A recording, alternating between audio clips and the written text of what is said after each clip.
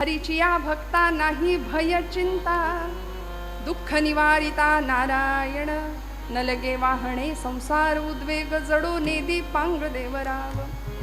महाराजांनी ज्यांचा आदर्श समोर ठेवावा असे संत श्रेष्ठ ज्ञानोबाराय, 12व्या शतकामध्ये भागवत धर्म मंदिराचा पाया रचणारे ज्ञानराज, आणि त्या ज्ञानराजांच्या पासून भागवत धर्माची ही जी इमारत अशी सुंदर उभी राहिली. अनेक लोकांनी त्याच्यावर प्रहार केले, शस्त्राचे केले, शास्त्राचे केले, निंदेचे केले, अपमानाचे केले, सगळ्या प्रकारे प्रहार करून झाले, पण तरी सुद्धा आमचं भागवत धर्माचं मंदिर असं भक्कम उभं आहे. एवढ्या वर्षामध्ये, एवढ्या शतकामध्ये त्याच्या चिऱ्याला सुद्धा तडा गेलेला नाहीये. का हो? मी नेहमी असं सांगते की अलीकडेच्या काही काळात आमच्या शालेय विद्यार्थ्यांना अभ्यासक्रमामध्ये हडप्पा, मोहनजोदडो, हो ना, अशा संस्कृतींचा इतिहास होता. उत्खनन केलं आणि त्या संस्कृती आम्हाला सापडल्या, बरोबर ना? हे मराठी मीडियमला होतं, आता कॉन्व्हेंटला नाही आहे. हे सगळं आहे, वा, हे सगळं उत्खनन करून आम्हाला सापडलं. एकाने विचारावं, ताई हडप्पा संस्कृती, मोहेंजोदडो संस्कृती उत्खनात मिळाल्या, हिंदू संस्कृतीचं काय आहे? तुम्ही हिंदू संस्कृती म्हणून गोडवे गाता, पण हिंदू संस्कृती कुठं आहे?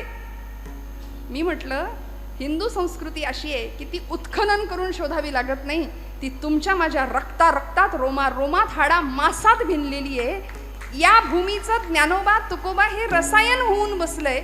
इथली परंपरा, इथले वेद, इथली शास्त्र, इथली पुराणं, इथली उपनिषद, हे सगळं सनातन धर्माचं भूषण ठरावीत, अशा सगळ्या या गोष्टी आहेत. म्हणून आज जगाच्या पातळीवर फक्त तंत्रज्ञान, विज्ञान या क्षेत्रातच नव्हे, तर आध्यात्मिक क्षेत्रात सुद्धा विश्वगुरु म्हणून भारताची नोंद झाली आहे.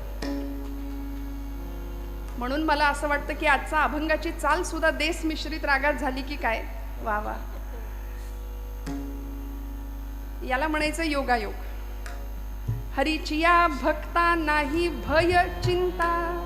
ज्या तुकोबरायांनी आम्हाला भक्ती शिकवली, बरं, भक्ती करत असताना फक्त म्हणाले टाळ कुटत बसा मंदिरात, देवळात जाऊन.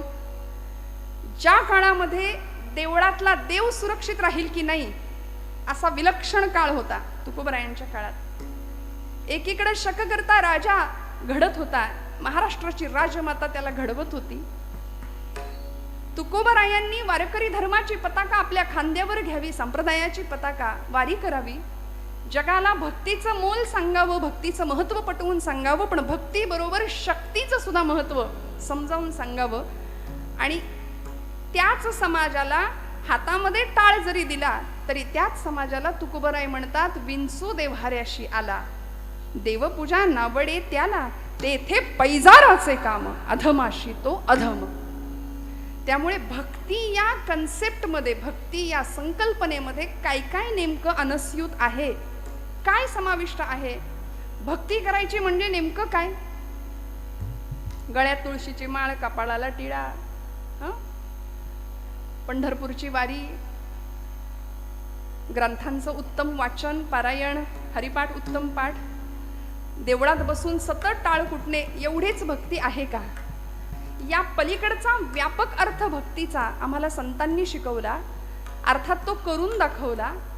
कृतिशीलतेतून आम्हाला ज्ञान कसं देता येईल हे संतांनी समाजाला दाखवून दिलं.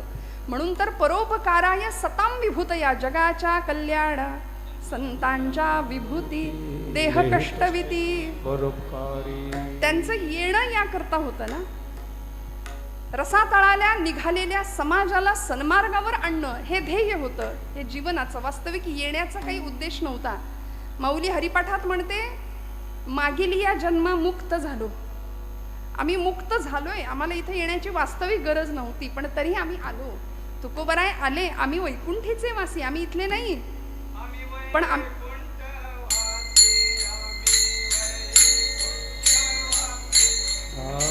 वैकुंठवासी,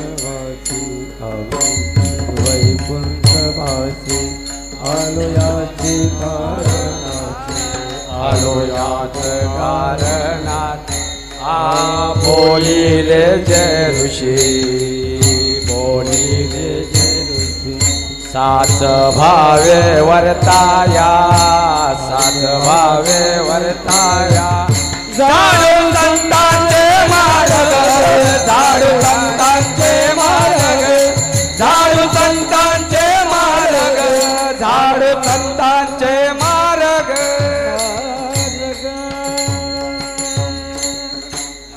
दोनची सवय आहे नेहमी, दोन काडी दोनची. बरोबर. आम्ही वैकुंठीचे वासी आलो याची कारणासी, बोलिले जे ऋषी साच भावे वर्ताया. आम्ही या करता आलो, वास्तविक आम्हाला जो आनंद मिळाला तो तुम्हाला द्यायला आम्ही आलो. म्हणून भक्तीच्या प्रांतामध्ये हरिभक्त भरपूर आहेत, पण भक्ती कशी करावी आणि भक्ती करत असताना कुणी जपजाप्य करतंय, कुणी तीर्थयात्रा करतं, कुणी दानधर्म करतं, कुणी कीर्तनाला येऊन बसतं, कुणी घरातच जपमाळ घेतं, समोर सिरियल चालू असते, हातात जपमाळ असते, ज्याची त्याची भक्ती. परवा एक आजीबाई म्हणली, लाव ग आई कुठे काय करते, हातामध्ये जपमाळ.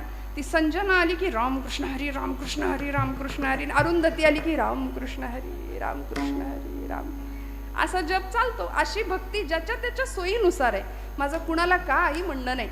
गणपती आता येतील काही दिवसांवर, गणपती मंडळाची स्थापना होते, गणपती कुठंतरी कोपऱ्यात असतो, पण दिखावा जो काही असतो, देखावा फार तर मागे पत्त्यांचा डाव रंगेल.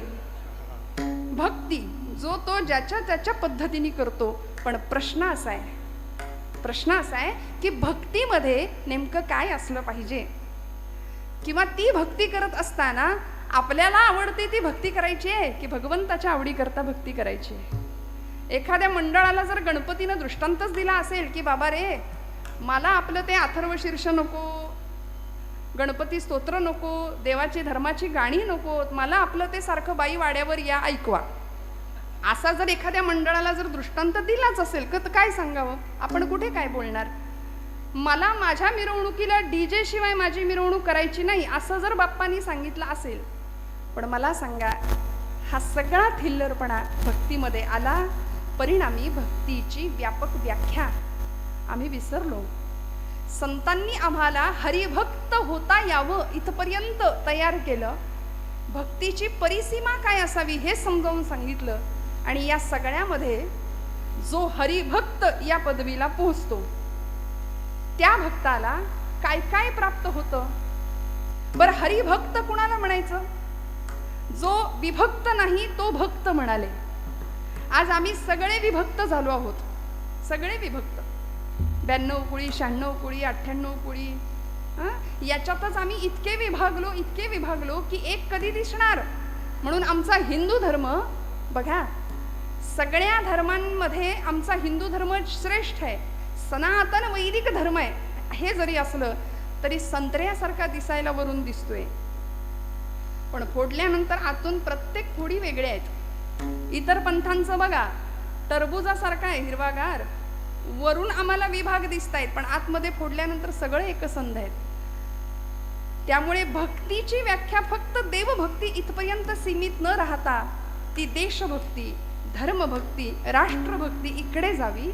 आणि असा हरिभक्त ज्यावेळी तयार होतो त्यावेळी त्याची अवस्था काय होते, त्याला काय काय प्राप्त होतं आणि भगवंत त्याच्याकरता काय करतो हे तुकोबराय सांगतात पहिल्या चरणापासून. हरीची या भक्ता नाही भय चिंता, हरीची या भक्ता नाही भय चिंता, हरीची या भक्ता नाही भय चिंता, हरीची या भक्ता नाही भय चिंता, हरीची या भक्ता नाही भय चिंता, हरीची या भक्ता नाही भय चिंता, हरीची या भक्ता नाही भय चिंता, हरीची या भक्ता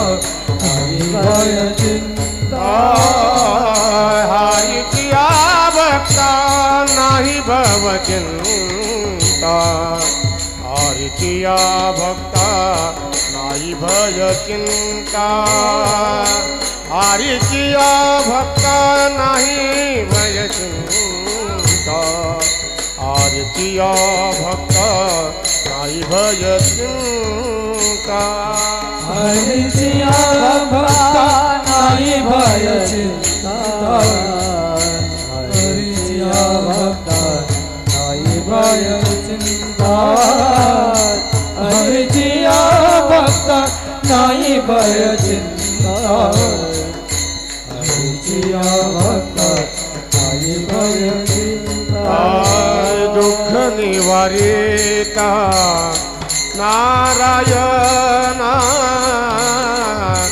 दुःख निवारिता नारायणा दुःख निवारिता नारायणा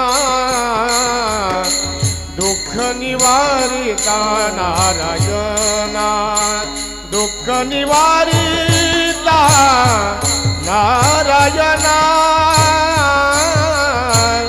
दुःख निवारिता नारायणा न लगे वाहने संसार उद्वेग न लगे वाहने संसार उद्वेग न लगे वाहने संसार उद्वेग न लगे वाहने संसार उद्वेग दुःख निवारिता नारायण दुःख निवारिता नारायण दुःख निवारिता नारायण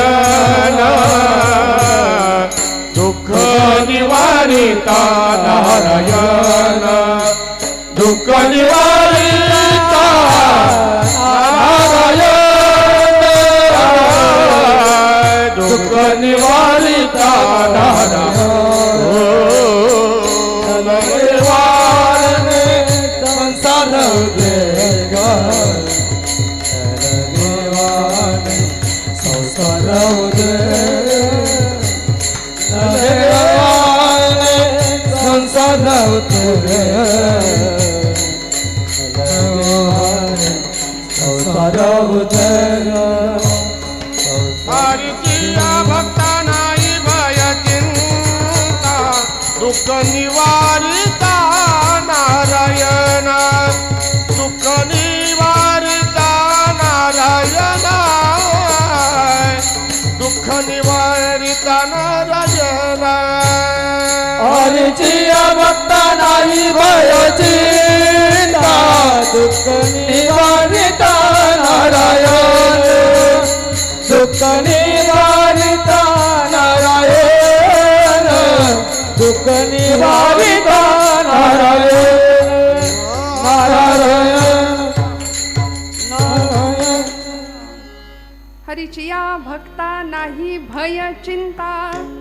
तुकोबरायांनी हरिभक्त या अवस्थेला आम्ही जेव्हा पोहोचतो तेव्हा आम्हाला काय लाभ होतात याचं वर्णन केलंय बरं का. हरीच्या भक्ताला भय नाही पहिली गोष्ट, आणि दुसरी गोष्ट चिंता रहित जीवन खरा हरिभक्त जगतो.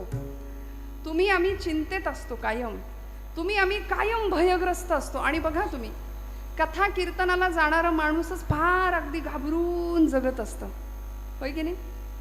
आम्ही निर्भय असावं ही संतांची अपेक्षा आहे.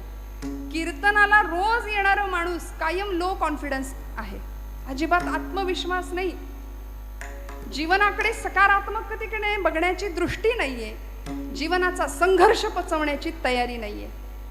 पण हरिभक्त ज्यावेळी आम्ही होतो तो भक्त भयरहित भयमुक्त जीवन जगतो. म्हणून आमच्या सगळ्या संतांची उदाहरणं बघा, चरित्र बघा. तुकोबरायांचं चरित्र घ्या. काय होतं महाराजांकडे, आम्ही सदैव सुडके जवळी येतात चोरही धाके. चोरांनी 10-100 वेळा विचार करावा यांच्या घरात जाताना जाऊ की नको. दारिद्र्य बघून आपल्याकडचंच काहीतरी द्यायची इच्छा व्हावी की काय, म्हणून चोर सुद्धा घाबरायचा तुकोबरायांकडे यायला. पण महाराज निर्भय. संसाराला बाजूला ठेवलं. संसार तापे तापलो मी देवा, करिता या सेवा कुटुंबाची. मी हे सगळं केलं भगवंता, पण पोळलो, ताप झाला, आणि आता तुझ्या भक्तीला लागलो, तुझ्या भजनाला लागलो. मला लोक काय म्हणतात याची मला पर्वा नाही. कोणी निंदा कोणी वंदा, आम्हा स्वहिताचा धंदा. माणसाने असं असावं बरं का, निर्भय असावं, निर्भय. नाहीतर अमुक काय म्हणेल, आता कीर्तनाला मी जाऊन बसलोय, मग माझे मित्र काय म्हणतील. ऐन 25शीत 20शीतली पोरं कीर्तनाला येताना फार विचार करतात. काय समाज काय म्हणेल, 4 मित्र काय म्हणतील आत्तापासूनच येड लागलं याला. निघाला कीर्तनाला. आमच्या तरुण अगदी 20-25शीतल्या मुली सुद्धा कीर्तनाला येताना थोडंसं काचकूच करतच येत असतील, मला असं वाटतं नाही का. मनामध्ये लोक काय म्हणतील. अर्जुनाचं हेच झालं होतं की नाही हो. पण भगवंतांनी कसं सिद्ध बनवलं. कुरुक्षेत्रावर मोहग्रस्त झालेला अर्जुन भयव्याकुल स्थितीमध्ये होता. सिदंती मम गात्राणि मुखंच परिशिष्यति. माझे हातपाय गळून गेले देवा, माझ्या तोंडाला कोरड पडली, कारण माझेच आप्तेष्ट समोर आहेत. पितामह भीष्म, द्रोणाचार्य, कृपाचार्य, या सगळ्यांना मी कसं मारू, माझे भावंड समोर आहेत.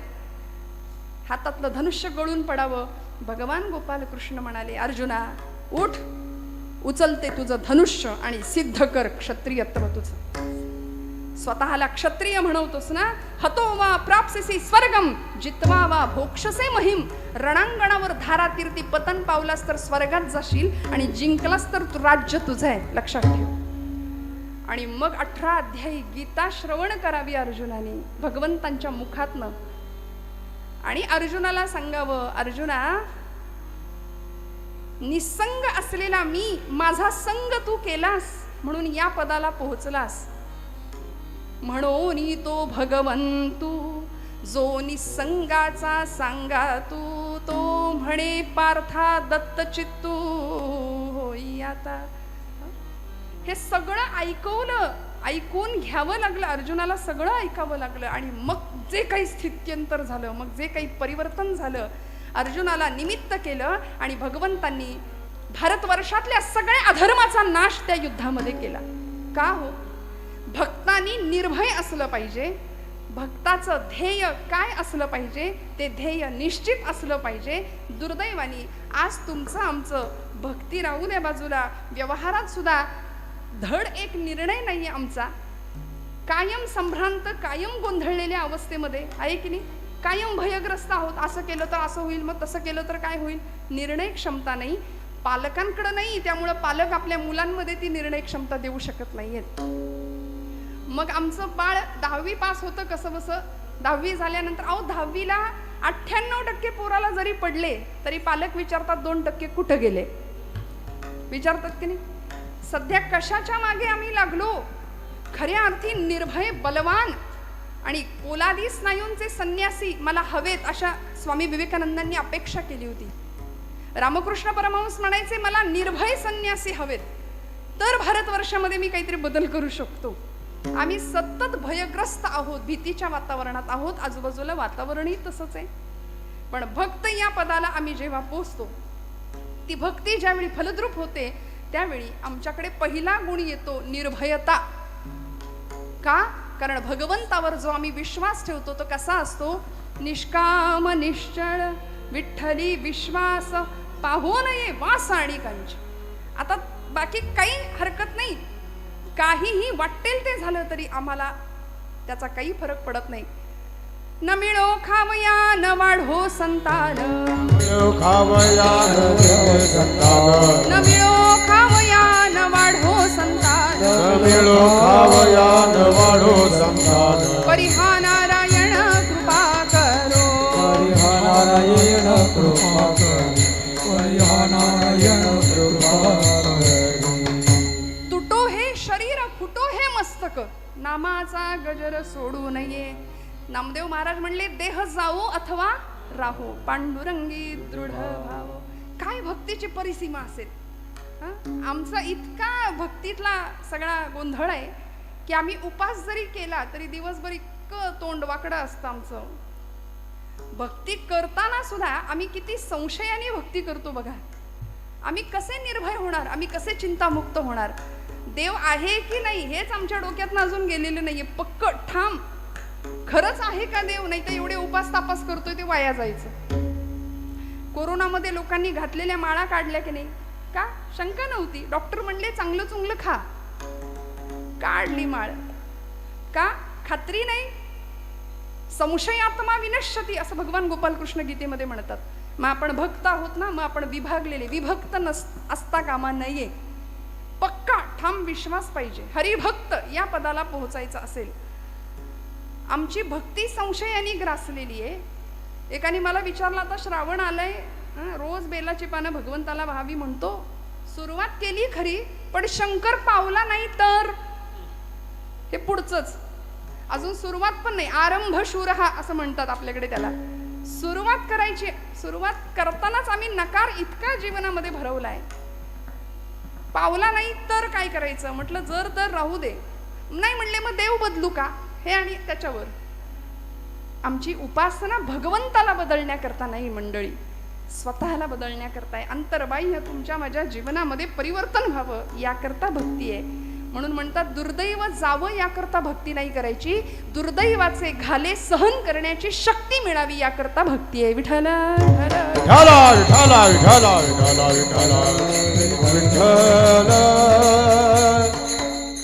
मग या पदाला आम्ही एकदा पोहोचलो, हरिभक्त या स्थितीला पोहोचल्यानंतर आम्ही निर्भय जीवन जगलो पाहिजे. निर्भयता आमच्याकडे आली पाहिजे. सध्या शास्त्रकारांनी वैराग्य शतक नावाचा एक ग्रंथ भर्तृहरींचा प्रसिद्ध आहे. त्याच्यामध्ये त्यांनी 9 प्रकारचे भय माणसाला जडतात जीवाला, त्याचं वर्णन केलंय.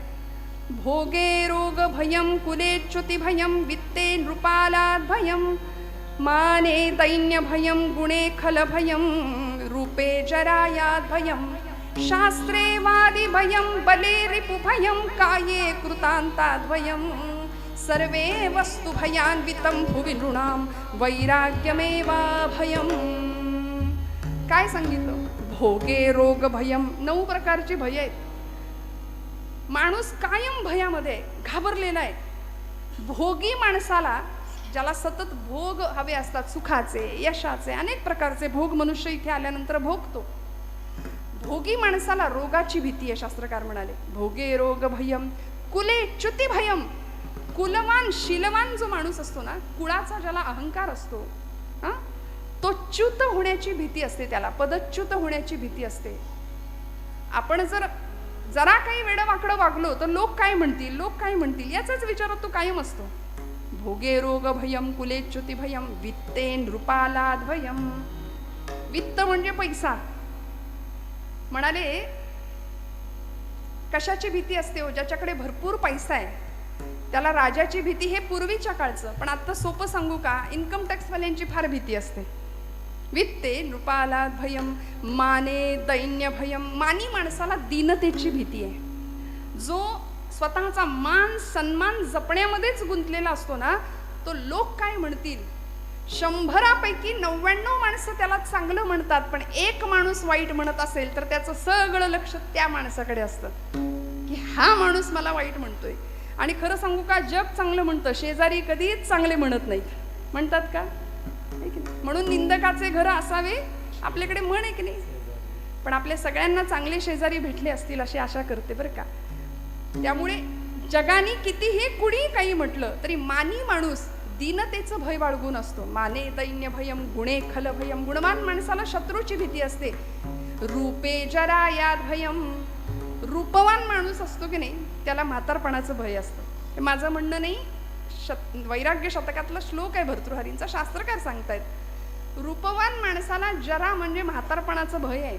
म्हणून तर जगामध्ये आत्ता परवाच तो रेशो सांगितला बघा कुठेतरी, भारतामध्ये 60 लाख नुसती सलून आहेत.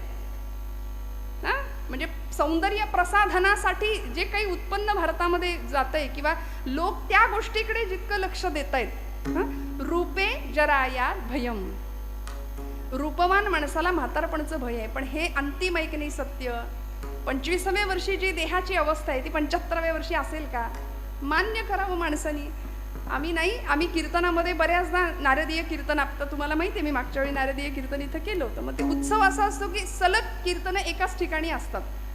मग मी एके ठिकाणी असं म्हटलं, मला राणी लक्ष्मीचं चरित्र सांगायचं होतं, झाशीच्या राणीचं. म्हटलं तरुण मंडळी जरा समोर पाहिजेत. पण मी असं म्हटलं की उद्या जरा काळे केस अपेक्षित आहेत. आज सगळेच पांढरे केस आहेत. माणसं एवढी हुशार, दुसऱ्या दिवशी सगळे डाय करून आले, हेअर डाय. सगळ्यांनी केस रंगवले. आम्ही जागच्या जागी डाय. व्हायची वेळ आली. परिणाम रूपे जरायात भयम. वर्ण तिकीट पाठवले, भगवंतांनी निरोप दिलाय की बाबा झाला तुझा उत्तर रंग सुरू, आयुष्याचा उत्तरार्ध सुरू झाला 40 नंतर, मान्य करावं माणसाने. पण नाही, रूपे जराया भयम शास्त्रेवादी भयम. शास्त्रवान शास्त्रपंडित निपुण माणसाला वादाचं भय असतं. गुणे खल भयम, गुणवान माणसाला शत्रूचं भय आहे. काये कृतांता भयम, आणि शरीराला मृत्यूचं भय आहे. किती घाबरू नये बघा आम्ही. शरीर मृत्यूनी भयभीत आहे. आता येईल का उद्या येईल. कोरोनाच्या काळात आपल्याला सगळं माहिती, मृत्यू असा गिरट्या घालत होता आमच्या आजूबाजूला. आमची माणसं कितीतरी गेली है की नाही.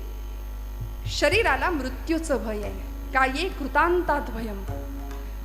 पण उपजेते नाशे नाशिले पुनरपी दिसे, हे घटिका यंत्र जैसे परिभ्रमे गाजर माऊली म्हणते.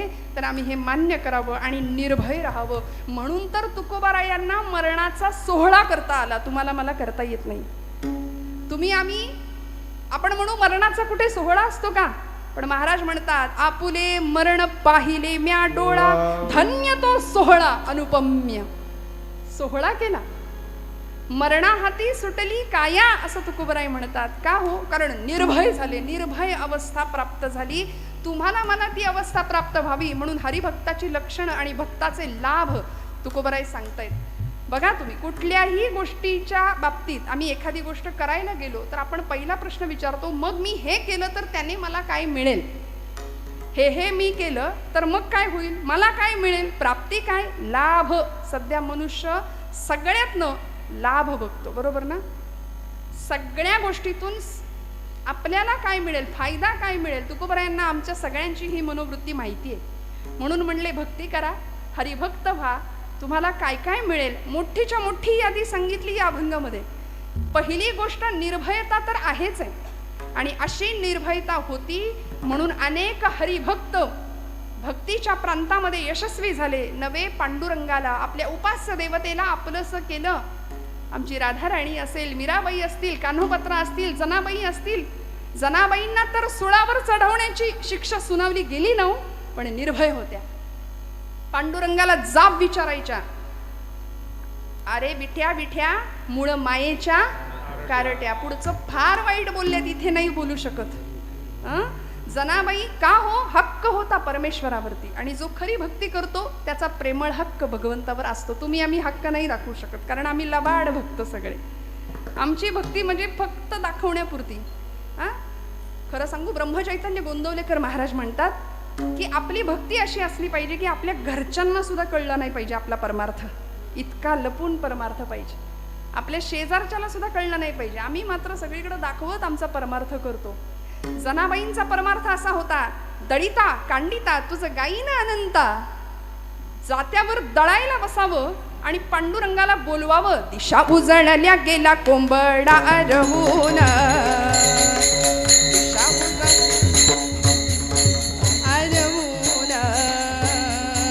सूर्याचं किरण येती डोंगरा मागून. हो, सूर्याचं किरण येती डोंगरा मागून.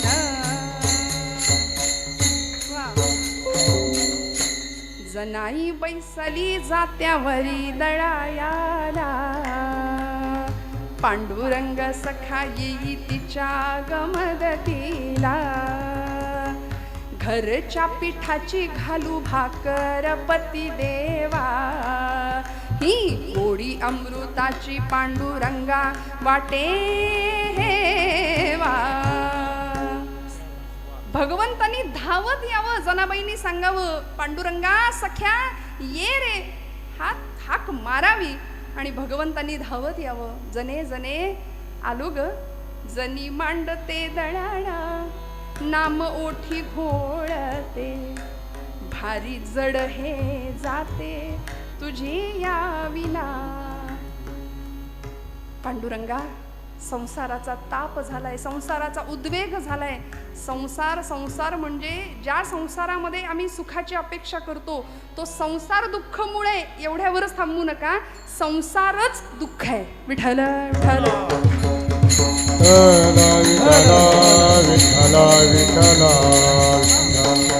म्हणून हाक मारावी आणि पांडुरंगाने धावत यावं. आज तुम्ही आम्ही बोलवल्यानंतर पांडुरंग येतो का हो? येईल का? नाही. ब्रह्मचैतन्य महाराज म्हणायचे, माझ्या रामाकडं तुम्ही 2 पावलं चाला, माझा राम तुमच्याकरता 20 पावलं चालत येईल. तुम्ही चाललाच नाही तर तो म्हणेल, तू तुझ्या जागी बरा, मी माझ्या जागी बरा. आमचं असं आहे, आम्हाला देवाकडून सगळं पाहिजे, देव नको. आहे की नाही?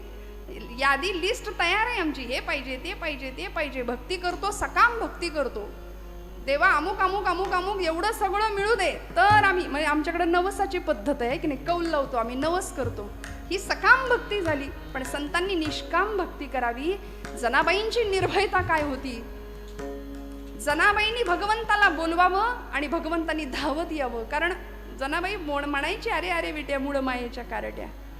नामदेव भांडण करायचे, भक्त कैवारी या होशी नारायणा, भक्त कैवारी या होशी नारायणा,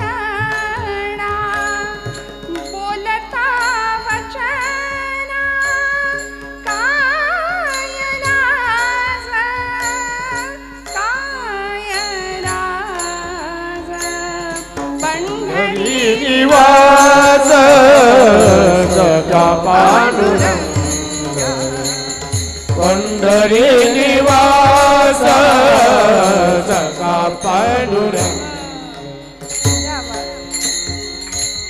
नामदेव महाराज म्हणायचे, तुला माझ्याशी बोलायला लाज वाटते काय रे देवा? असं आम्ही बोलू शकतो का? नाही. का? मला सांगा. आम्ही सगळ्या माता भगिनी, मी थोडंसं या वर्गाला बोलते, की आपलं पोटचं लेकरू जर दिवसभर उपाशी असेल, जेवलंच नाही, तर आपल्याला किती वाईट वाटतं. एकदा तरी डोळ्यात पाणी येतं की नाही? आज माझ्या लेकरांनी, आज माझ्या काळजाच्या तुकड्यांनी काही खाल्लं नाही. किती गुंतलोय आम्ही बघा मायेमध्ये. वास्तविक तोच तुकडा काळजाचा मोठा होतो, लाथ मारायला पुढे मागे बघत नाही, पण त्याच्याकरता आम्ही किती तुटतो, किती झुरतो. संत म्हणतात, तेवढं झुरणं, तेवढं तुटणं भगवंता करता ठेवा. तरी झडझडोनी महिला निघ, ये भक्तीची वाटे लाग, तई पावसी अव्यंग निजधाम माझे. आम्ही भगवंतासाठी कधी रडतो का हो? समजा आमचं पोरग जेवलं नाही म्हणून आम्ही एखाद्या वेळी डोळ्यात पाणी येईल. माऊलीचं नाव उच्चारल्यावर आमच्या डोळ्यात पाणी यावं, पण ते नाही येत. भगवंता पुढे नैवेद्य ठेवून आम्ही कधी रडलोय का? जसं पोरासाठी रडतो तसं. आज माझा देव जेवतच नाही, जेवतच नाही. आम्हाला वेळ कुठे? आम्ही काढून घेतो लगेच. खाल्लं बिल्लं तर करायचं काय त्याने? आम्हाला इतकी घाई आहे. भगवंता करता आम्ही रडत नाही. आणि खरं सांगू का, नामदेव महाराज रडले म्हणून पांडुरंग जेवला. अज्ञान स्वामी रडले म्हणून रामराय जेवले. ब्रह्मचैतन्य महाराज रडले म्हणून राम जेवला त्यांच्या हातनं. इथे आम्ही रडणारं कुणी नाही, त्याला बोलवणारं तर कुणी नाही. तो तिष्ठत उभा आहे 28 युगांपासून. पुन्हा कधीतरी एखादा माझा नामदेव यावा, मला हट्ट करावा जेवणाकरता. पुन्हा कधीतरी एखादी जनाई यावी, तिने मला बोलवावं. तो व्याकुळ आहे, तो आर्त आहे, तो भावाचा, भक्तीचा भुकेला आहे. आमचा नैवेद्य तो खात नाही. आणि खरं सांगू का, आपला नैवेद्य तो खात नाही, याच्यातच तो आपली आब राखून आहे. विठ्ठल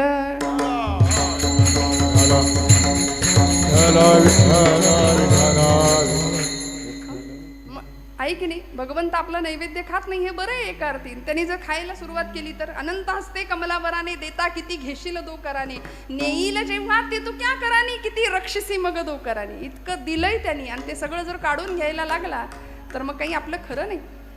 जनाबाईंनी आर्ततेने भगवंताला बोलवावं आणि भगवंतांनी सांगावं, मीही होतो एकला करमेना मुळी मला. जने जने मलाही नाही करमत ग, आरसा मला गे दिधला तुझे या तिठेन.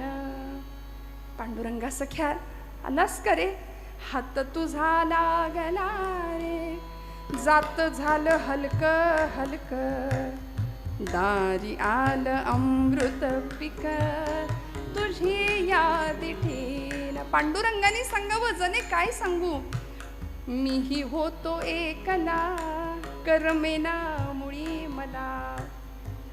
आणि असा संवाद भगवंताचा जनाईचा चालावा. आपल्या सगळ्यांना कथा माहिती आहे, मी काही वेगळं सांगत नाहीये. एखादी कथा जर सांगायला लागली ना, लोक म्हणतात ऐकलंय, माहितीये, परत काय. हे स्वतःला सॉफिस्टिकेटेड समजणारी माणसं बरं का, कीर्तनातली. श्रद्धा नाही, भाव नाही, व्यवहारातलं मोठेपण इथं सुद्धा जपणारी काही मंडळी असतात, पण आपल्यापैकी तसं नाहीये कोणी, याची मला जाणीव आहे. त्यावेळी प्रत्येक वेळी आमचा भाव जागृत होतो, आम्ही तिथं पोहोचतो. जनाबाईंचा भाव काय असेल एका क्षणापुरतं का होईना आम्हाला जाणवतं. आणि ज्यावेळी पांडुरंगाने दळायला सुरुवात करावी, भगवंताला सांगावं जनाईनी, पांडुरंगा तुला सवय नाही बाबा, कंबर बिंबर दुखेल. आडवे झाले भगवंत, गळ्यातला रत्नहार काढून टाकला, थंडी होती म्हणून जनाबाईनं आपलं कांबळं टाकावं. इकडे पहाड झाली, भूपाळीचे स्वर कानावर पडले. सगळे पुजारी म्हणतायत भूपाळी आणि लक्ष हाराकडं. विषयात बडबडलेली माणसं याहून दुसरं काय करणार. सगळी बडबड गडबड सुरू झाली. सगळे विकारग्रस्त आम्ही माणसं, आम्ही सगळं याकडेच लक्ष देतो. बघा तुम्ही, ताबडतोब जनाईवर आळ घेतला गेला, तिला पकडलं गेलं. आपली कथा पुढची सगळी माहिती आहे तुम्हाला. जनाबाईंना सुळावर द्यायचं ठरलं. आणि सुळावर जाताना जनाबाईंनी पांडुरंगाला जाब विचारावा, भगवंता दळिता कांडिता तुझं गायीन अनंता म्हणून प्रत्येक काम करताना तुला आठवलं, तुझं स्मरण केलं. कुठल्याही कामामध्ये प्रत्येक श्वासाला मी तुझं नाम घेतलं. पांडुरंगा हा दोष मला लागावा अशी जर तुझी इच्छा असेल तर ठीक, तुला हवं तसं होईल. पण मी निर्दोष आहे हे जगाला जर कळायचं असेल ना, तर भगवंता तुला यावं लागेल. म्हणून सुळावर देताना जनाबाई म्हणतात, पाटील अहो पांडुरंगाच्या देवळात निघाले तरी पायरीला नमस्कार करून जाते, आज तर आयुष्य संपवायला निघाली, या सुळाला नमस्कार तर करते. म्हणून सुळाला हात लावला आणि सळ सळ सळ सूळ सगळा वितळायला लागला. लोखंडाचं पाणी झालं. आता जर हे असं नवीन पिढीला सांगितलं तर फार पुढारलेली, फार शिक्षण घेतलेली मंडळी म्हणतात हे काही पटत नाही. बुद्धीला पटत नाही, पण बुद्धीपेक्षा भावनेनी इथे विचार करायचा असतो. बरं, त्यांना पटावं तर त्यांनाही सांगावं लागेल, नाहीतर ते इकडे येणारच नाहीत. आपलं फार आहे बघा तुम्ही, आपल्या संप्रदायामध्ये असू दे, हिंदू धर्मामध्ये असू दे, आमची नवीन पिढी भरकटलेली आहे, वेगळ्या मार्गावर जातीये. का? कारण आम्ही त्यांना आपलंसं करून घेत नाही. तुला नाही कळायचं ते जाऊ दे, तुझं तू बघ. आपण त्याला बोलून मोकळे होतो. पण ते म्हणतात हे तुमचं मॅजिक आम्हाला पटत नाही, आमचं लॉजिक काय आहे, लोखंडाचं असं पाणी होऊ शकत नाही. अहो पण पंचभौतिक असलेला देह आहे, भूजल तेज समीर ख, अशा 5 महाभूतांपासून बनलेला देह, त्यातलं अग्नितत्व भगवंत जागृत करतात. आणि अग्नीचा स्पर्श झाल्यानंतर लोखंडाचं पाणी जसं होतं तसं अग्नीची सत्ता तिच्या हाताच्या स्पर्शाला दिली, लोखंडाचं पाणी झालं. सर्व सत्ता आली हाता, नाम याचा खेचर दाता. भगवंत सत्ताधीश आहे, तो तुम्हाला मला सगळं द्यायला बसलाय. त्यामुळे आम्ही निर्भय व्हावं आणि मोकळ्या मनाने, मोकळ्या अंतःकरणाने भगवंताची भक्ती करावी. नाही भय चिंता, चिंतारहित जीवन तुमचं आमचं असावं. का? कारण दुःख निवारिता नारायण तुझं मोकलील. ऐसे नाही मज मोकलील, ऐसे नाही तुझे मोकलील, ऐसे नाही तुझे मोकलील.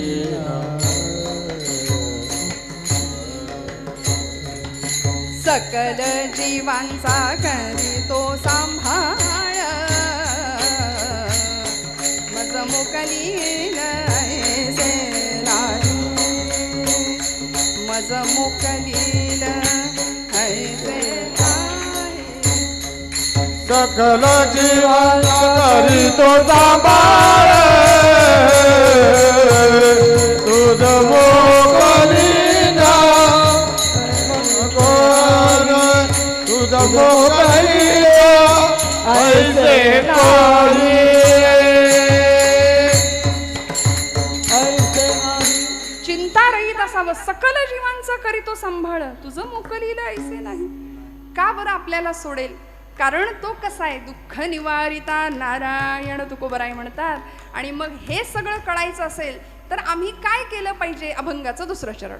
न लगे वाहने संसार उद्वेग, न लगे वाहने संसार उद्वेग, टाल वाजवा न लगे वाहने संसार उद्वेग.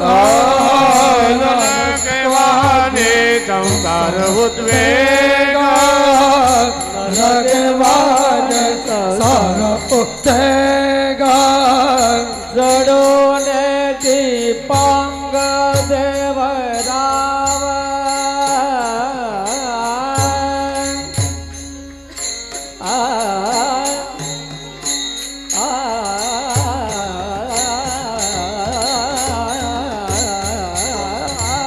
जडोन दीपांग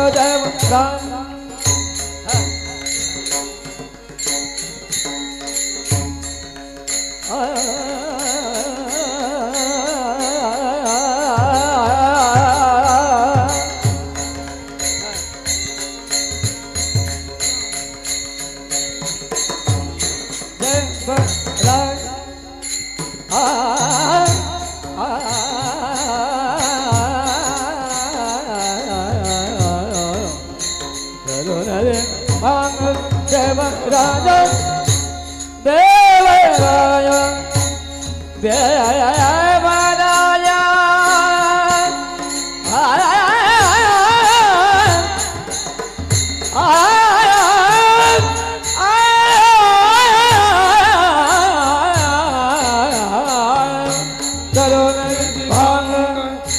देवराय जलोन दीपांग देवराया, जलोन दीपांग देवराया, न लगे वाहने संसार उद्वेग, न लगे वाहने संसार उद्वेग.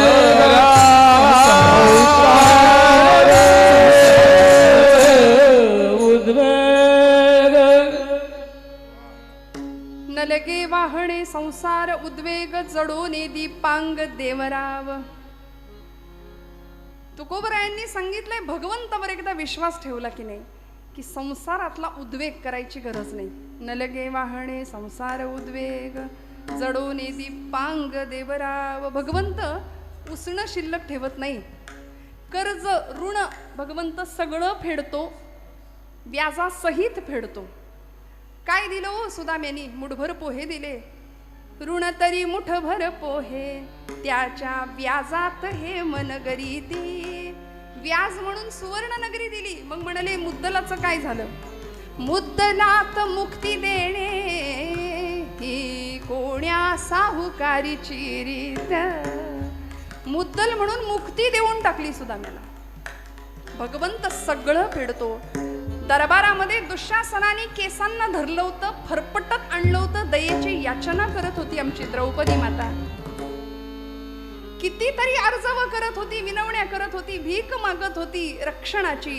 द्रोणाचार्य, कृपाचार्य, अश्वत्थामा, पितामह, भीष्म, एकापेक्षा एक बलाढ्य महारथी पांडव प्रतापी होते. पण तरी सुद्धा नाही कोणी धावलं लज्जा रक्षणासाठी. दोन्ही हात सोडून हात उंचावले आणि भगवंताला सांगितलं, हे भगवंता, हे माधवा, हे अनंता, हे मधुसूदना, धाव म्हणून. आणि भगवंतानी सगळं ऋण जडोने दीपांग देवरावा. नाही सोडलं, नाही ठेवलं, सगळं फेडून टाकलं. एका चिंधीचं ऋण सहस्त्रपटींनी वस्त्र पुरवलं द्रौपदीला त्या परिस्थितीमध्ये. आज आम्ही भगवंताचे भक्त म्हणवतो, वारसदार म्हणवतो, स्वतःला हरिभक्त म्हणवून घेतो. पण भगवंताचे हे गुण सुद्धा तुमच्या माझ्यात आले पाहिजेत याचा विचार आम्ही करत नाही. महाराज म्हणले, नलके वाहणे संसार उद्वेग. ज्या संसाराला तुम्ही आपलं आपलं आपलं कवटाळून बसलाय तो संसार वास्तविक तुमचा नाही. ते सगळं इथं राहायचंय. आम्ही असे बांधावर उभे राहतो आणि येणाऱ्या पाहुण्याला सांगतो, ते झाड दिसतंय का, तो डोंगर दिसतोय, तिथपर्यंत सगळं माझं. ती वसुंधरा माता, ती धरणी माता हसते तुमच्यावरती, म्हणते याचा पंजा सुद्धा हेच म्हणायचा, याचा आजा सुद्धा हेच म्हणायचा. हे सगळं अहंता आणि ममता या दोन गोष्टी अत्यंत घातक आहेत. मी आणि माझं. यामुळे संसाराचा उद्वेग झाला. संसाराला आम्ही आपलं म्हणून बसलं. दुःखमय असलेला संसार फक्त दुःखाला कारण ठरला आणि आम्ही दुःखी झालो. वास्तविक जो प्रपंच आपला आहे त्या प्रपंचामध्ये सुख आहे का हो? गेले 2 पती पत्नी, 65-70 वर्षाचं वय होतं, आजीचं वय 65 आणि 70चे एक वयोवृद्ध आजोबा.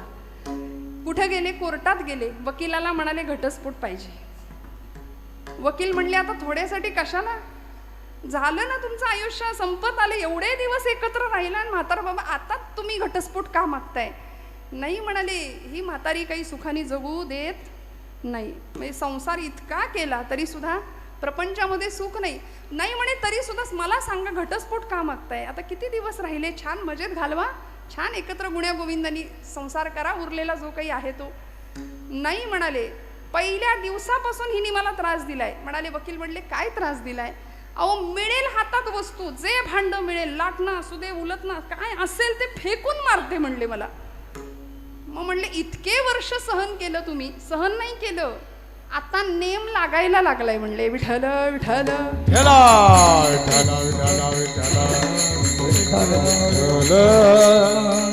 इतके दिवस सगळी प्रॅक्टिस झाली म्हणूया. आणि असा प्रपंच आहे बघा ना. वाटतंय सुख आहे, सुख सुख म्हणत आहे, दुःख ठाकोनी आले. करुणाष्टक लिहिली समर्थ रामदास स्वामींनी. त्यांनी असं सांगितलं, विषयजनित सुखे सौख्य होणार नाही, तुझ विण रघुनाथा वोखटे सर्व काही. भजन रहित रामा सर्व ही जन्म गेला, स्वजन जनधनाचा व्यर्थ म्या स्वार्थ केला. रघुपती मती माझी आपुलीशी करावी, सकळ त्यजुनी भावे कास तुझी धरावी. म्हणून घटिका गेली, पळे गेली, तास वाजे झणाणा, आयुष्याचा नाश होतो राम कारे म्हणाना. हा संसार आम्हाला बंधनाला कारणीभूत ठरणार आहे. ते भुंग्यासारखं आमचं असे आम्ही गुंतून बसलोय आणि तो भ्रमर रात्रभर कमळाच्या फुलात जाऊन बसला. का? आता उजाडेल, मग उजाडेल. त्या कमळानी पाकळी मिटली. एरवी लाकूड पोखरणारा भुंगा पाकळी कातरू शकला नाही.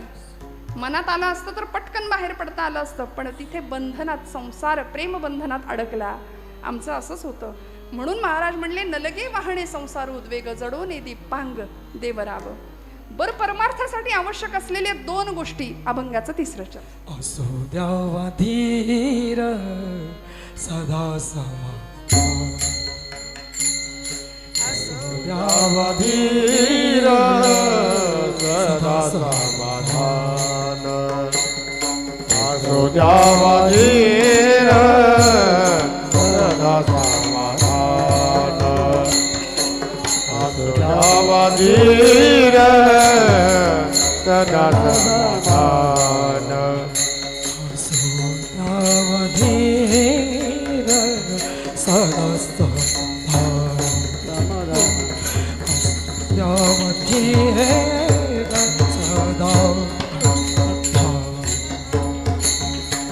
असो द्यावा धीर सदा समाधान, असो द्यावा धीर सदा समाधान. आहे नारायण झावाले, आहे नारायण जावाले,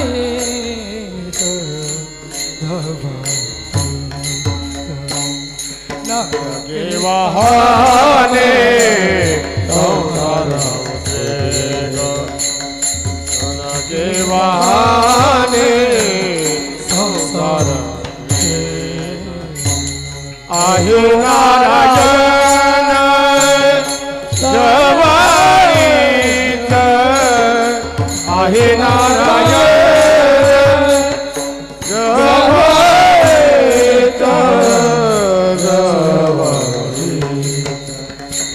नलगे वाहने संसार उद्वेग, नलगे वाहने संसार उद्वेग.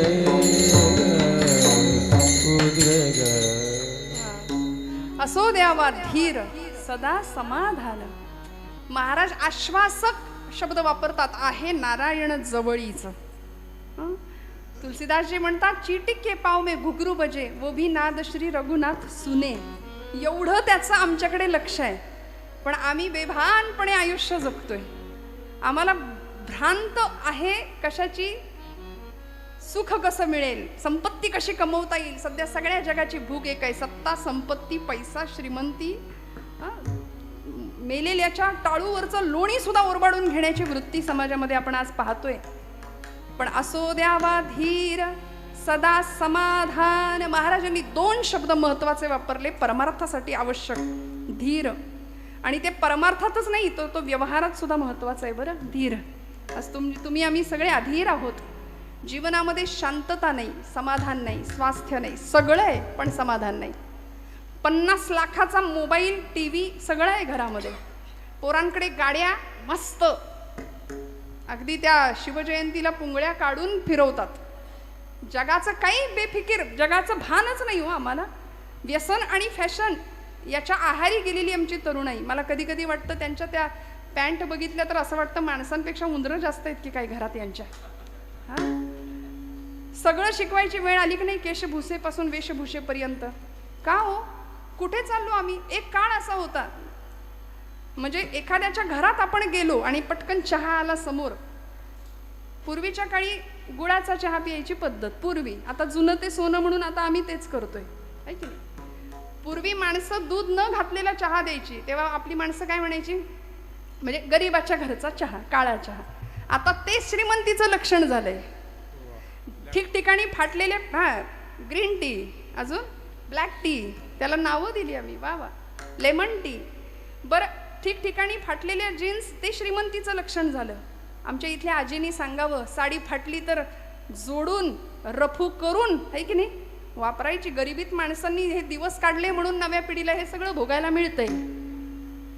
आणि आम्ही हे सगळं विसरून घरातलं 2 वर्षाचं पोर घरातल्या म्हाताऱ्या आजीला म्हणतं, आजी तू गप, तुला काही कळत नाही. आणि तुम्ही आता कसे हसला तसेच घरातले सगळे हसतात, किती हुशार बाळ आहे. त्याला 2 वाजवल्या पाहिजेत की नाही त्यावेळेत. मला खरं सांगा, मी चुकत असेन तर. शास्त्र सांगतं, लालयेत 5 वर्षांनी, 10 वर्षांनी ताडयेत. 5 वर्षापर्यंत बाद झाले लाडकोड. 10 वर्षाच्या पुढे, 5 वर्षाच्या पुढे पोरग गेलं की फटके देता आले पाहिजेत वेळेच्या वेळी. नको तिथे नाही तितकं जर कौतुक झालं ना, तर मग फार भरकटले पण यायला वेळ नाही लागत. बाप हसत हसत 5 वर्षाच्या पोरांनी मांडलेली चापट सुद्धा सहन करतो, म्हणतो माझं बाळ किती हुशार आहे. मग तेच बाळ मोठं झाल्यावर हाताऐवजी लाथ वापरतं आणि वृद्धाश्रमाची वाट दाखवतं. मला काही दिवसांपूर्वी वाचलेला रेशो आहे, भारतामध्ये हिंदू धर्मीयांची वृद्धाश्रम जास्त आहेत. किती लाजिरवाणी गोष्ट आहे. मुस्लिम पंथामध्ये आपल्या आईवडिलांना वृद्धाश्रमात पाठवायची व्यवस्था किंवा पद्धतच नाहीये, ते सांभाळतात. आज तुम्हाला आम्हालाच आमचे पालक जड का होत आहेत? का आमची पोरं वृद्धाश्रमाचा रस्ता आईवडिलांना दाखवतायत? सगळं असून बेवारस असल्यासारखे पालक वर्ग का बरं? रक्ताचे पाणी करावं, हाडाची काढं करावी, सगळं करावं. का हो? आम्ही अधीर झालो. असंयमित जीवन, मर्यादे पलीकडचं जीवन आज आम्ही बघतोय, भोगतोय आजूबाजूला. इथल्या प्रत्येक पुरुषांनी, माता भगिनींनी मला सांगावं की आमची तरणी ताठी पोर जर घरातनं बाहेर पडली आणि संध्याकाळी 7 वाजून जरी गेले आणि ती घरात नाही आली तर आमच्या काळजाचा ठोका चुकतो की नाही? का हो? कारण मर्यादे पलीकडचं जग आज आपण बाहेर पाहतोय. मग अशा परिस्थितीमध्ये आम्ही भपकेपणाकडे लक्ष द्यावं, भप्पकपणाकडे लक्ष द्यावं की आहे त्याच्यामध्ये समाधानी राहून खऱ्या अर्थी आमच्यातलं आत्मतत्व जागृत करावं, खऱ्या अर्थी परमार्थाची कास धरावी आणि मुलींना स्वसंरक्षण कसं करता येईल यासाठी आम्ही त्यांना सिद्ध आणि कटिबद्ध बनवलं पाहिजे की नाही? मला सांगा. असे टपून बसलेत, कधी आमच्या उमऱ्यात येतील सांगता येत नाही. लव जिहादवाले आमच्या पोरीबाळींना फूस लावून फसवून घेऊन जातायत, धर्मांतर सरळ घडतायत. आणि हा परिसर तुम्हाला, मला काही, मी काय सांगावं इथं येऊन? आपण सगळं जाणता, आपल्या सगळ्यांना सगळं माहिती असतं, फक्त ज्यांनी बोलायला हवं ती मंडळी बोलत नाहीत म्हणून सगळं बिघडतंय. नको बोलायला हवे त्यांचे आवाज भयंकर वाढतायत. धर्मावरती विशिष्ट प्रकारे घाला घातला जातोय. आमच्या देवी देवतांवर, आमच्या संतांवरती नको त्या प्रकारे प्रहार केले जातात आणि आम्ही शांतपणे बसलोय, कुणाच्या घेण्यात नाही, कुणाच्या देण्यात नाही, आम्हाला कशाची फिकीर नाही, परवा नाही. महाराज म्हणले असो द्यावा धीर सदा समाधान. समाधानी संतांना जमलं, महापुरुषांना जमलं, वीरांना जमलं. मला सांगा, सावरकर आले होते बॅरिस्टरीचा झगा पांघरून लंडनवरून, बॅरिस्टर होऊन आले होते, पण ती पदवी नाकारली. इथं आल्यानंतर 2 BHK 3 BHK घेता आला असता, बंगले बांधता आले असते, जमिनी घेता आल्या असत्या. संतांना करता आलं असतं की नाही? माऊलींना विचारावं, माऊली तुम्ही काय केलं इथं येऊन, तुम्ही काही घेतलं का एकरभर जमीन? माऊली म्हणले, हे विश्वची माझे घर, ऐसी मती जयाची स्थिर, किंबहुना चराचर आपणची झाला. म्हणून आज तुम्ही आम्ही बंगले बांधतो, पण आमच्या घरामध्ये माऊलींचा फोटो असतो. वसुधैव कुटुंबकमची भावना संतांना समजली, कारण ते सदैव समाधानी होते. तुकोबराय म्हणले, ठेविले अनंते तैसेची राहावे. आणि हे समाधान प्राप्त व्हावं याकरता आमच्या संतांनी प्राणपणाने प्रयत्न केले, लढले. किती? 11:30 पर्यंत वेळ आहे आपल्याकडे का नाही? 11:15. बरं, टाइम लिमिट दिलेलं आहे. अशी समाधानी वृत्ती तुमच्या माझ्याकडे असेल. बघा, समाधान पाहिजे की नाही? नाहीतर आपलं दिलंय म्हणून घ्यायचं 12 वाजेपर्यंत. आम्हाला नारदीय कीर्तनाची फार सवय, 2-2.5 तास आपलं एकटंच बडबडत बसायचं. पण हे आहे याचं भान ठेवलं पाहिजे. विठ्ठल विठ्ठल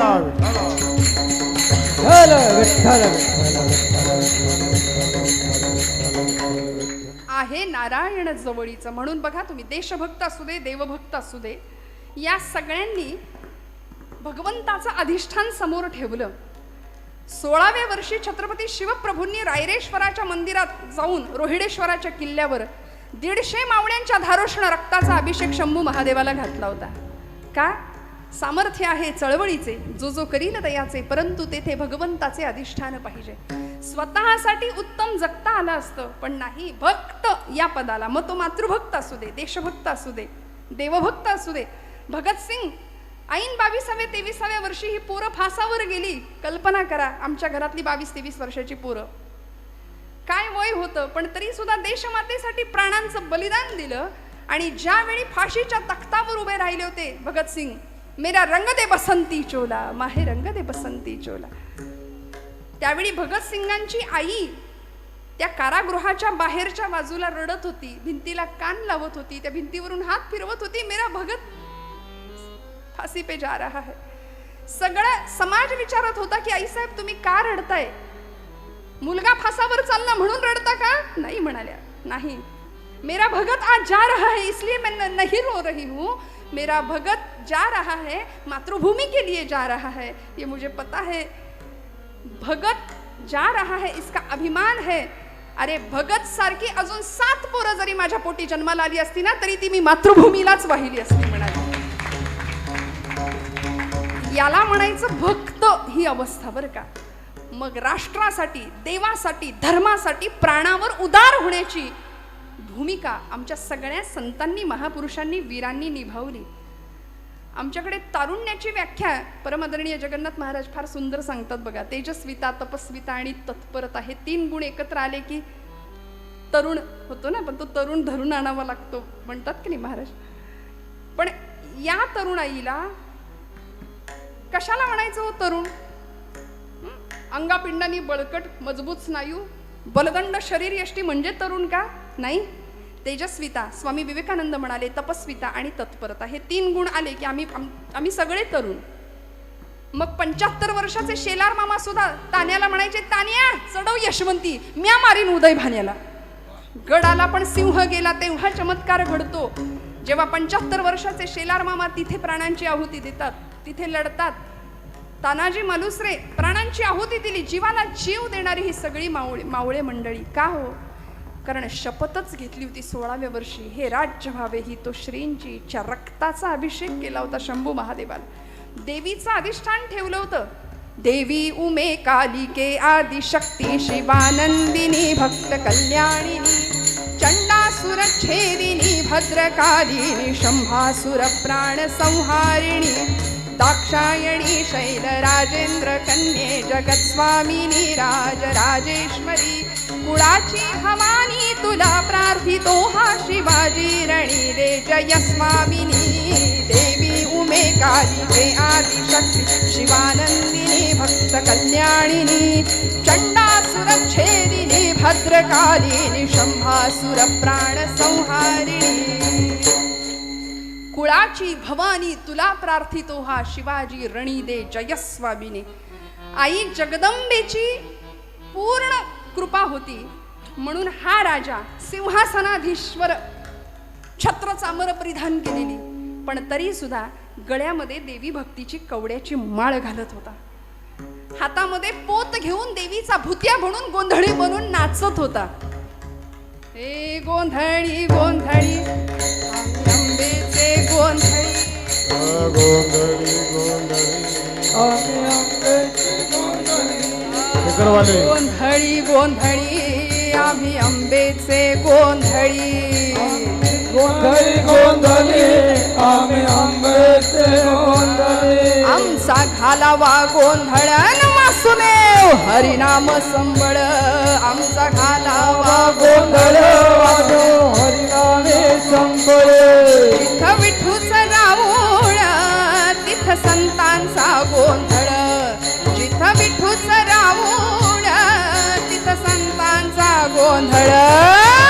गोंधळी गोंधळी आम्ही आंबेचे गोंधळ.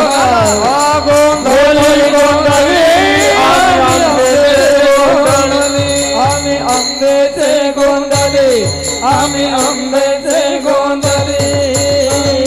आई राजा उध उध म्हणून हातात पोत घेऊन का हो सामर्थ्य आहे चळवळीचे जो जो करील तयाचे परंतु तेथे भगवंताचे अधिष्ठान पाहिजे म्हणून स्वराज्यावर आलेली सगळी संकट परतावून लावण्याचं धैर्य साहस पराक्रम आणि ताकद होती कारण निर्भय अवस्था प्राप्त झाली होती. हरीची या भक्ता नाही भय चिंता कारण जिजाऊ माऊलींनी अगदी लहानपणापासून हरिभक्ती शिकवली होती. रावणाला मारणारा राम शिकवला होता कंसाला मारणारा कृष्ण शिकवला होता पराक्रमी कीचकाची छाती फोडणारा भीम शिकवला होता. आता आमच्या पोरांना विचारा भीम म्हणजे काय हो ते पोरग म्हणतो छोटा भीम कार्टून मधला लाडू खातो.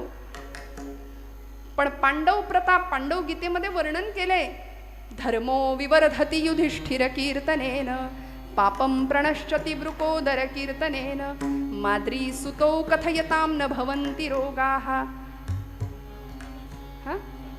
शत्रुं विनश्यति धनंजय कीर्तनेन. प्रत्येक पांडवाचं गुणवर्णन केल्यानंतर आम्हाला फायदा आहे लाभ आहे. धर्मो विवर्धति युधिष्ठिर कीर्तनेन धर्मराजांबद्दल ऐकल्यावर बोलल्यावर धर्मभावना जागृत होते. शत्रुं विनश्यति धनंजय कीर्तनेन शत्रूंचा नाश होतो अर्जुनाचं चिंतन केल्यावर गुणवर्णन ऐकल्यावर पराक्रम ऐकल्यावर. वृकोदर म्हणजे भीमसेन भीमांचं गुणवर्णन ऐकल्यानंतर अंतःकरणातली पापभावना जाते आणि माद्रीसूत म्हणजे नकुल सहदेव यांचं वर्णन ऐकल्यानंतर रोगांचा नाश होतो. मग हे सगळं आम्ही ऐकायचं सोडून आज आमचे हिरो बदलले आदर्श बदलले असो माझा त्याबद्दल बोलण्याचा आत्ता तरी भाव नाही आहे पण या पलीकडे जाऊन तुकोबराय सांगतात आहे नारायण जवळीचा थोडा विश्वास ठेवा भगवंत आहे आणि तो आहे. बरं दर्शनशास्त्रामध्ये ईश्वरी अस्तित्वाच्या काही खुणा सांगितल्या जातात. परमेश्वर आहे याच्या खुणा अचानक सुगंध येतो अचानक मंद वारा येतो अनाहत नाद ऐकू येतो बासरीचा मंजूळ स्वर कानी येतो. वारीतल्या लोकांना अनुभव असतात कुठेही फुल नसतं पण अचानक सुगंध येतो आणि जिथं सुगंध आहे तिथं कृष्ण परमात्मा आहे. दर्शनशास्त्र आहे भगवंत आपल्या अस्तित्वाची खूण देतोच देतो फक्त ती जाणून घेण्याची भावना असावी. आणि मग नवविधातल्या सर्वश्रेष्ठ भक्तींमध्ये अशी एक भक्ती आहे त्या भक्तीकडे जाताना पहिली भक्ती तुकोबराय आमचे भागवतकार सांगतात श्रवणम कीर्तनम आणि या कीर्तन भक्तीमध्ये असलेली नाम साधन ही भक्ती ती आम्हाला नित्य निखळ परमानंद दिल्याशिवाय राहणार नाही म्हणून हाताने टाळी मुखाने नाम विठोबा.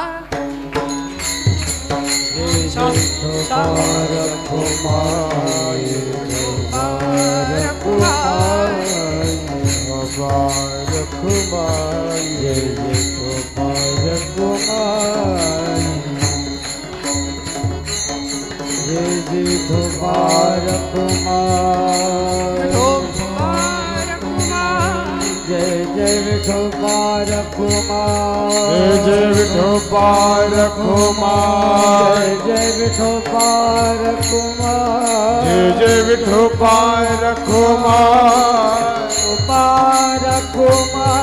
जय जय विठोबा रखुमाई जय विठोबा रखुमाई जय विठोबा रखुमाई विठोबा रखुमाई विठोबा रखुमाई जय जय विठोबा रखुमाई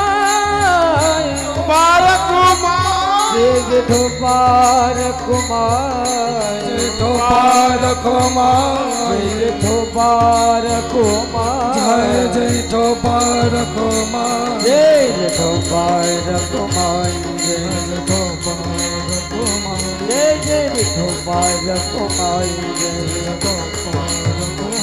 जय जय जय विठोबा रखुमाई जय रखुमाई विठोबा रखुमाई जय जय विठोबा रखुमाई विठोबा रखुमाई जय जय विठोबा रखुमाई विठोबा रखुमाई जय जय विठोबा रखुमाई विठोबा रखुमाई जय जय विठोबा रखुमाई विठोबा रखुमाई जय जय विठोबा रखुमाई हरि जय जय हरि जय जय हरि जय जय हरि जय जय हरि हरि हरि हरि हरि हरि जय जय हरि हरि हरि हरि हरि जय जय हरि हरि हरि हरि जय जय हरि हरि हरि हरि जय जय विठोबा रखुमाई विठोबा रखुमाई हरि जय जय हरि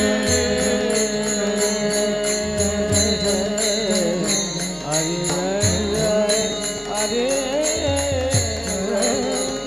हरि जय जय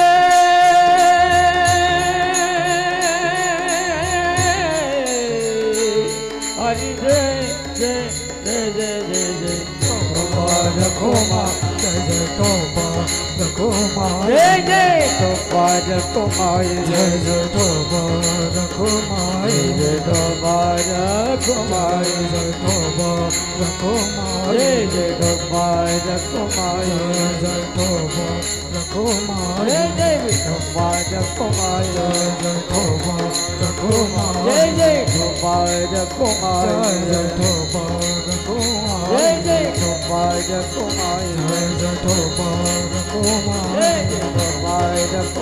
जय जय विठोबा रखुमाई विठोबा रखुमाई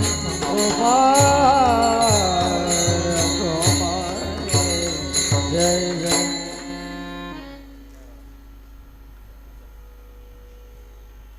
वडघरमधल्या सगळ्याच लोकांचा उत्साह, कीर्तनावरचं प्रेम आणि संतोष भाऊंचं नियोजन आयोजन सर्वच अप्रतिम आहे, यात शंका नाही. आपल्या सगळ्यांचा भाव.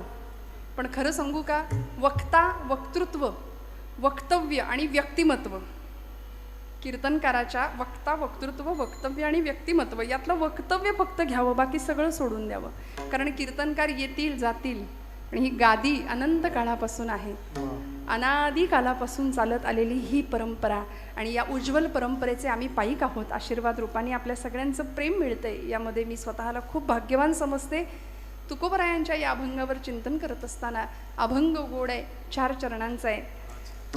हरीची या भक्ता नाही भय चिंता, दुःख निवारिता नारायण, न लगे वाहणे संसार उद्वेग, जडो नेदी पांग देवराव. असो द्यावा धीर सदा समाधान, आहे नारायण जवळीच, न लगे वाहणे संसार उद्वेग, जडो नेदी पांग देवराव. भागवतामध्ये नवविधा भक्तीचा उल्लेख आहे. श्रीमद भागवत महापुराण या ग्रंथामध्ये कथा आहे. प्रल्हादानी आपल्या पित्याला म्हणजे हिरण्यकश्यपूला नवविधा भक्ती पटवून सांगितली. श्रवणं कीर्तनं विष्णो स्मरणं पादसेवनं अर्चनं वंदनं दास्यं सख्यं आत्मनिवेदनं. श्रवण भक्ती पहिली आहे. का हो, मूल जन्माला आल्यानंतर लगेच बोलायला सुरुवात करतं का? नाही, पहिल्यांदा आजूबाजूच्या जगाचा कानोसा घेतं, ऐकायला सुरुवात करतं, मग हळूहळू बोलायला सुरुवात करतं. पहिली भक्ती आहे श्रवण. म्हणून श्रवणाचे मिसे बैसावे येवोनी, साम्राज्य भुवनी सुख नांदे. मनाचा मारू न करता, इंद्रियांना त्रास सुद्धा न देता, माऊली काय म्हणते, येथे मोक्ष असे आयता श्रवणाची. श्रवण भक्तीचं महात्म्य आमच्या सगळ्या संतांनी पटवून दिलंय. आणि त्या पुढची भक्ती जी आपण आता करतो, कीर्तने महादोष जाती, कीर्तन चांग कीर्तन चांग होय अंग, असा महिमा कीर्तन भक्तीचा आहे की तुकोबराय म्हणतात, ब्रह्मज्ञाना हाती घुटवीन लाळ, ऐसा या कीर्तनी ब्रह्मरस, मुक्त आत्मस्थिती सांडवीन. काय संतांचा दृढ विश्वास आहे बघा या नामभक्ती विषयीचा.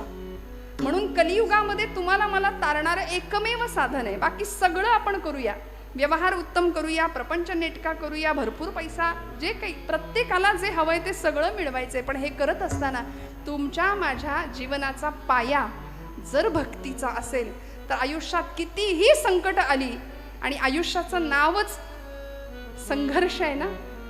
आपण ECG कुणाचा कधी काढताना बघितलंय का? ECG मशीन, त्या ECG मशीनच्या रेषा बघितल्यात का? ती रेष कधी सरळ असते का जिवंत माणसाची? तो माणूस जिवंत आहे तोपर्यंत ती रेष वर खालीच चालू राहते. एकदा का ती रेष सरळ झाली की श्वास संपला, जीवन संपलं. मग रात्रंदिन आम्हा युद्धाचा प्रसंग, अंतर्बाह्य जग आणि मन, हे तुकोबांनी सांगून दिलंय. मग कशासाठी मुडदूस चेहरे करून आम्ही जगायचं? संघर्ष प्रत्येकाला आहे, दुःख प्रत्येकाला आहे, प्रत्येकाला सहन करायचंय. आलिया भोगासी सगळं सहन करायचंय. आपलीच कर्म फळं आहेत, ती फळं आपण इथे भोगतोय, दुसरं काय आहे? कुणाला निंदा करायची, कुणाला द्वेष द्यायचा, कुणाला बोल लावायचा? एखाद्याला दुखवण्याकरता तुमची माझी योजना भगवंतांनी केली आहे का? नाही ना.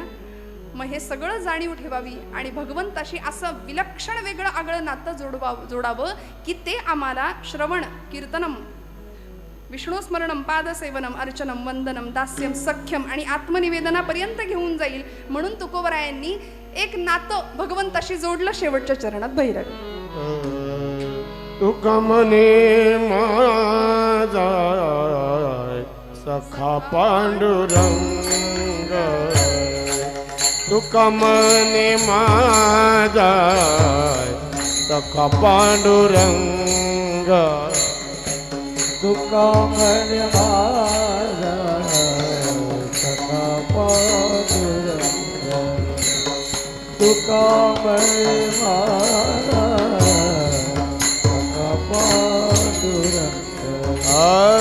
तुकमने माझा सखा पांडुरंग, तुकमने माझा सखा पांडुरंग, तुकमने माझा सखा पांडुरंग, तुकमने माझा सखा पांडुरंग.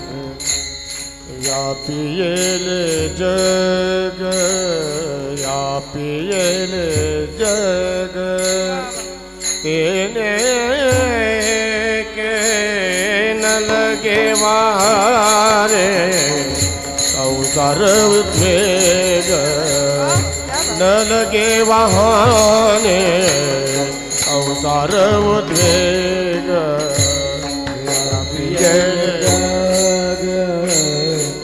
व्यापिये जग येणे येते, न लगे वाहने, न लगे वाहने, संसार उद्वेग. जडून दीपांग देवराव, जडून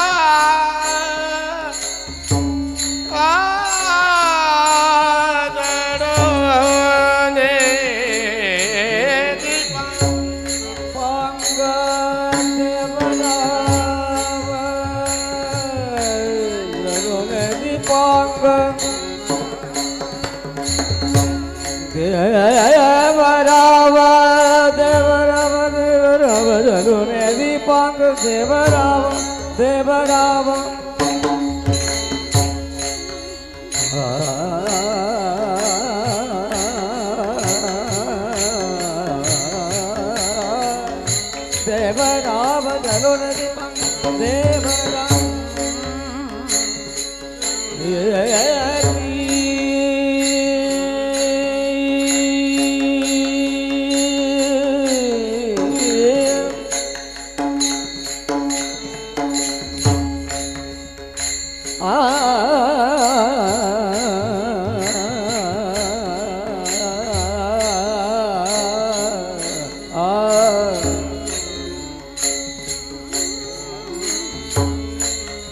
आधी म्हणायचं नलगे वाहणे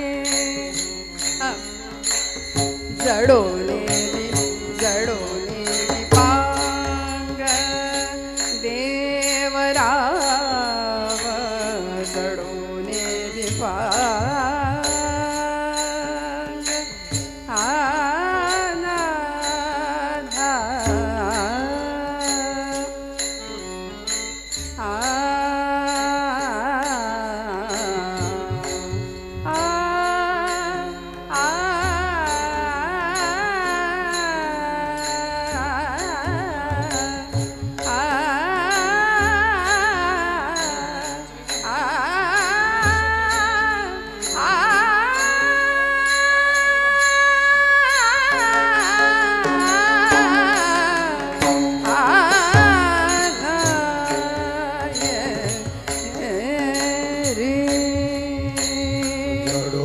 दीपांग जडोने दीपांग देवराव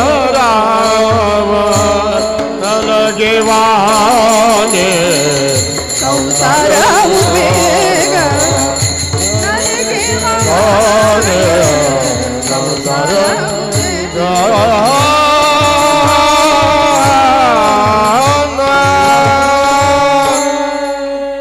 क्या बात, टाळे बसवा एकदा जोरदार. क्या बात. बरं, या मंडळींना विचारलं ना राग कुठला होता, नाही माहिती म्हणतात. हे इतकं विलक्षण आहे सगळ्यांचं बरं का. संतोष भाऊ सुद्धा आता गाणं शिकतायत गेल्या 2 वर्षांपासून ना मला, हो ना. त्यामुळे यंदा दिसलेत ते माईक समोर. गोरक्षनाथ महाराजांचं सुद्धा मोठेपण यातच आहे की यांना शास्त्र विचारलं त्यामागचं राग कुठला, वादी संवादी काय, वर्जस्वर कुठले, काही माहिती नाही. पण गळ्याची जात आणि भगवंतांनी दिलेला हा प्रसाद, ती मंडळी ही सगळीच, सुनील महाराज काय, गोरक्षनाथ महाराज काय, जपतायत प्राणपणाने. आणि तोच भाव आहे की हा भगवंतांनी दिलेला प्रसाद आहे, यामध्ये आपलं काही नाही. परमादरणीय भानुदास महाराजांचाही तोच भाव आहे. नादब्रह्माची अनेक वर्षांपासून सेवा करत आलेली ही मंडळी, स्वरब्रह्माची सेवा करत असलेली ही मंडळी, मनापासून झालेली सेवा सगळ्यांच्या चरणी रुजू करते. तुकोबरायांनी भगवंताशी नातं जोडलं सख्यत्वाचं, जे अर्जुनाचं होतं, हो ना. भगवंताशी कुठलं तरी नातं जोडावं. द्रौपदींनी नातं जोडलं, कुंती आत्यांनी नातं जोडलं. मी म्हणते नाही कुठलं नातं जोडता आलं तरी तू देव मी भक्त ऐसे करी. बस, तुकोबरायांनी हेही नातं आम्हाला सांगितलंय. अद्वैती तो माझे नाही समाधान, ठेवून निराळा राही मज, देव भक्तपण सुखाचा सोहळा. भगवंता तू देव मी भक्त ऐसे करी. नको ब्रह्मभाव, नको आत्मस्थिती, मला काही नको भगवंता. तुझ्याशी नातं असं जोडू दे की जगात कुणीही प्रयत्न केला तरी ते तुटता कामा नये. त्याला भगवद्गीतेमध्ये भगवंतांनी शब्द वापरलाय, ममई मांशो जीवलोके जीवभूत सनातन, मनःषष्ठाणी इंद्रियाणी प्रकृतीस्थानी करशती. सनातन संबंध. बस, झालेली सेवा भगवंत चरणावर अर्पण करते. बोलत असताना काही वेळ वाकडं गेलं असेल तर मोठ्या अंतःकरणाने क्षमा करा. आपण सगळे ज्येष्ठ श्रेष्ठ श्रोतृवर्ग मनापासून सगळ्यांना हृदयस्थ परमात्म्याला नमस्कार करते. आजच्या कीर्तनाचे संयोजक आयोजक सगळ्यांच्या चरणी कृतज्ञताभाव व्यक्त करते आणि सेवेला विराम देते. ज्ञानेश्वरा महाराज ज्ञानेश्वर माऊली महाराज ज्ञानेश्वर माऊली. विठ्ठल जय जय विठ्ठल. जय विठ्ठल जय जय जय विठ्ठल जय जय विठ्ठल. जय विठ्ठल.